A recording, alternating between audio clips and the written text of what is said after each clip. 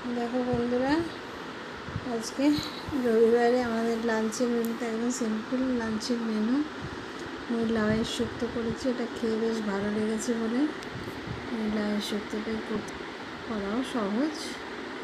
বড়ি দিয়ে ওই আদা আর রাঁধুনি ফোড়ন দিয়ে লাউয়ের শুক্তো আর ডিমের ডালনা, একদম শর্টকাটে রান্না। কী করবো, ডাক্তার অনেকগুলো ওষুধ দিয়েছে, ওষুধ খাচ্ছি তো রাতে ভালো ঘুমও হচ্ছে না, শরীরটা ভালো লাগছে না, এই আর কি করছি। কাজ চালিয়ে নিয়ে কথা সংসার। ভালো লাগলে দেখো, আমার চ্যানেলটিকে প্লিজ সাবস্ক্রাইব করো।